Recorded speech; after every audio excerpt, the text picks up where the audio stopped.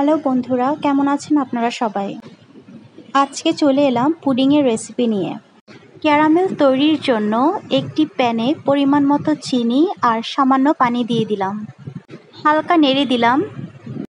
এখন কালার আসা পর্যন্ত অল্প আঁচে জাল করে নেব।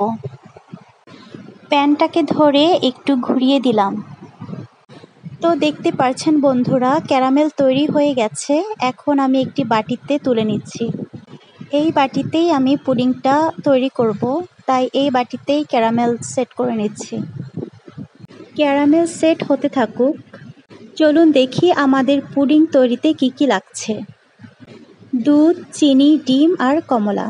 আমি মূলত আজকে ভ্যানিলা ফ্লেভারের বদলে কমলার রস ইউজ করব। তো আমি এখানে 3টা ডিম ভেঙে নিয়েছি। এখন কাঁটা চামচের সাহায্যে ফেটিয়ে নিচ্ছি। এখন এর মধ্যে দিয়ে দিচ্ছি পরিমাণ মতো চিনি। আপনারা যে পরিমাণ মিষ্টি খাবেন অতটুকুই চিনি দিবেন। এখন চিনিগুলোকে ভালোভাবে মিক্সড করে নেব। এবারে এর মধ্যে দিয়ে দিব লিকুইড দুধ। আমি পাউডার মিল্ক পানিতে গুলিয়ে ভালোভাবে সিদ্ধ করে নিয়েছি।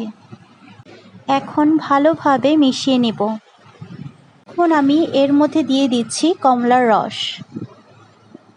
আপনারা আপনাদের পরিমাণ মতো কমলার রস ইউজ করতে পারেন। এবারে সব কিছু ভালোভাবে মিক্সড করে নিচ্ছি।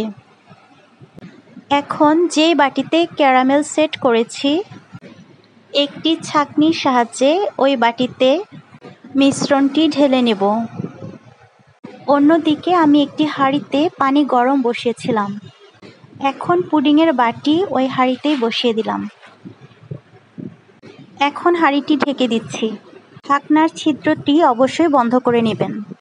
বন্ধুরা, পুডিংটি আমি নামিয়ে ঠান্ডা করে নিয়েছি। এবার চলেন দেখি পুডিংটা কেমন হয়েছে। পুডিংয়ের সাইডগুলো ছাড়িয়ে নিচ্ছি, তা না হলে পুডিংটি ভেঙে যেতে পারে। এখন আমি একটি প্লেটে তুলে নিব।